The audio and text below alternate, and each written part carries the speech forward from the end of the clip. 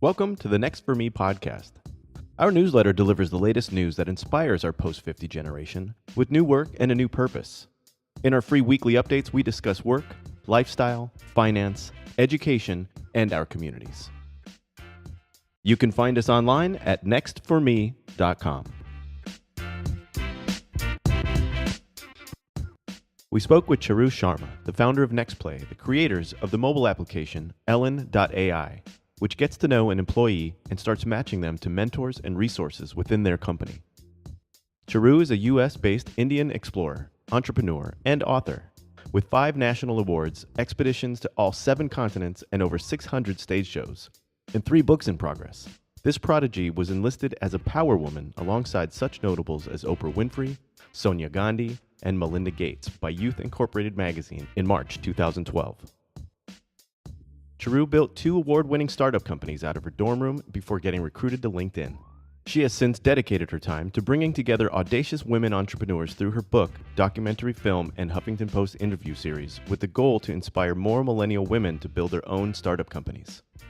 Here are some excerpts of our interview.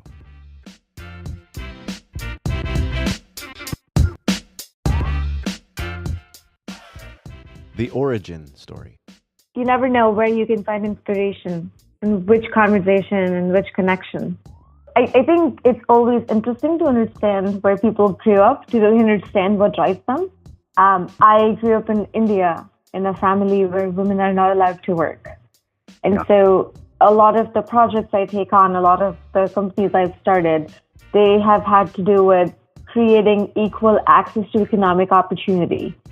So for example, I made a documentary film called Go Against the Flow, and we showed it around the world to 1 million women to educate them on starting their own businesses.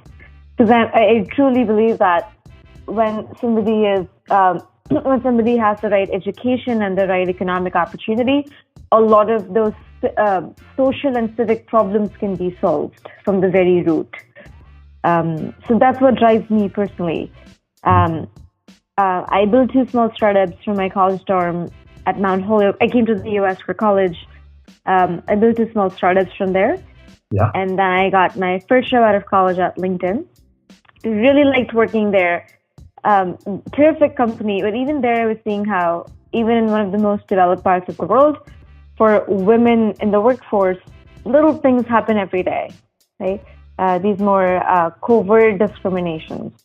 So, little things like when you speak up in a meeting, people will talk over you, or there's mansplaining, or, you'll say an idea and then a man says the same idea, they'll be listened to. These little microaggressions happen every day. And I was realizing how my female peers and I, we wouldn't advocate for ourselves as much as the men would. And so they would get promoted, they would get the bigger project. And so I started a mentoring program for women at LinkedIn, for my peers. And that really took off. So many women, senior women at LinkedIn wanted to pay it forward. It's really an incredible culture. When I was running that program, I realized that it's a bigger opportunity than just a side project. And I realized that it's not just limited to women. Diversity comes in so many forms. And also, why exclude white men?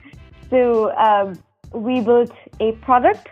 It's a mobile app named Ellen that's supposed to help your employees with mentorship.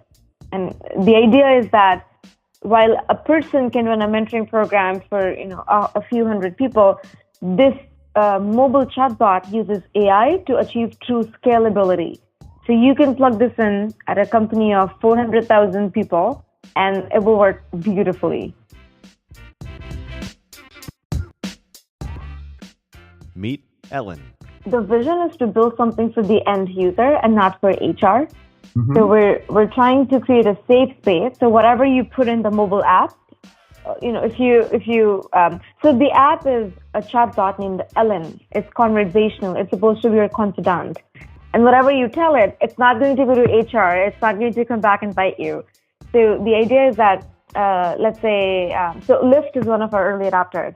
Lyft gave that mobile app to their mentors and mentees in the pilot program, and Ellen chats with each one of them on their mobile phones.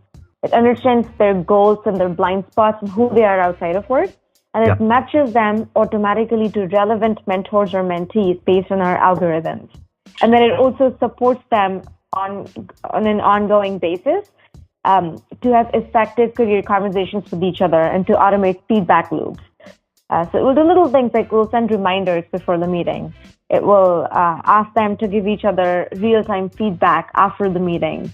If I complete a goal, if you're my mentor, it will notify you of the progress. Right. So it's supposed to create more accountability and better career support for the individuals. Is the world ready? So I'm in the midst of raising our seed round.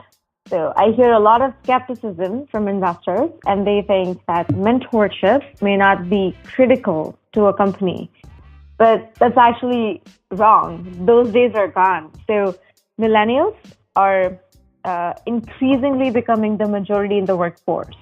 And their number one choice of employee benefit is personalized career support. And companies have no way to really offer that in a cost-effective manner. So I fundamentally, and my team fundamentally believes that mentoring employees is going to become the way to engage them. Otherwise, right now, companies are losing $30 billion a year on employees churning. And the number one reason they're leaving is because they don't get this career support. They don't feel that they're growing within a company, right? So it's really a philosophy that we believe in, that we're building the company around mentorship. Mentoring isn't anything novel, right? It has existed for the longest time.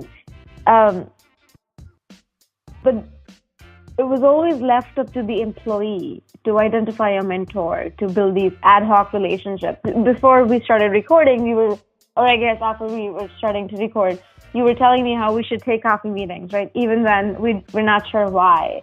So a lot of these relationships happen serendipitously. Mm-hmm. When that happens, a lot of women, minorities, introverts suffer if you're not at the right place at the right time, if you don't ask for more, right? Yes. And so what happens is the same outspoken mentees keep connecting with the same more visible and popular mentors who are known for mentoring. But what we're trying to do is really scale this and expand this and create systems where more people would have such serendipitous encounters.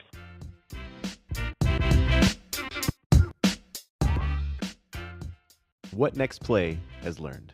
It is for employees of all ages. So far, because this mostly catered to tech companies like Lyft, like Splunk, the mentee population has been relatively young. They're usually early to mid-career employees, so probably from their mid-20s to their early 30s. Yeah. The gaps that was noticed have been more across genders than age, frankly. I think millennials, Gen X, baby boomers, all of them, they want mentorship, and the goals are similar. The goals are around career planning, confidence building, work-life balance. Usually, people don't know specifically what they're looking for. They feel stuck in their life, and they think getting a mentor will make them unstuck, right? Sure. Yeah. So part of the mentoring conversation initially is also this discovery that the mentor does with the mentee to help them make their goal more and more specific so they can achieve certain milestones within 3 months or 6 months or whatever time period they're committing to. But the differences that we've seen across between genders is usually for heterosexual men, the goals tend to be around executive presence. They want to connect to the senior-most person because they think they're that good, right? Right. And their confidence levels are much higher than women and others in the pool that we have catered to. And then for the rest of us, our goals are around confidence building, right? tell me that I'm good enough to go apply for that job. So I think it has a lot to do with imposter syndrome, which is why we also ask our users, and it's optional, because it's illegal to force somebody to answer these questions, but we ask them, who do you identify as? Person of color, LGBTQ, veteran, parent, woman, etc.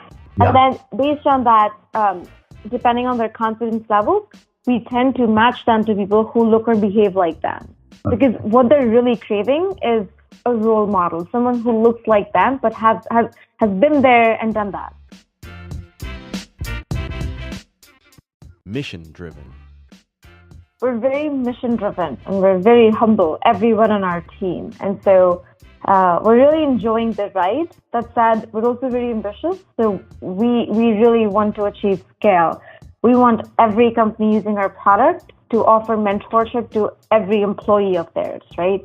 Yeah. So in our heads, we've seen becoming really big, and we're trying to be on this track to achieve 100 million in revenue in 7 years, and then hopefully IPO. And obviously, startups are risky, things happen along the way, but our goal is to become very, very big. There are all sorts of definitions of mentorship. What we're trying to do is really help professionals accelerate getting to their next play. So next play is the name of our company. Right. And next play means whatever is next for you, right? And mentorship is a part of it, but the onus is really on you. You are in the driver's seat, and we're helping you articulate your next play better. We're helping you achieve that better with the help of a mentor. And so what we're hoping to achieve through the social impact we're trying to achieve through this is, one, equal access to institutional knowledge and career advancement opportunities. Because right now, especially within large organizations, if you know someone who knows someone, they put in a good word for you, and getting ahead has a lot to do with how you maneuver a political landscape. Yeah. And the people who don't do this well, which is most people, they're held back, right? So that equal access is number one. Number two is just your time on this planet, right? Use it more effectively. And so we're hoping to accelerate that for people and take the guesswork and the legwork out of the equation so people make more effective career choices and are more fulfilled in their careers. So that's number two. And then number three is, I think, being a good mentor or being a good coach is really crucial to being a good leader.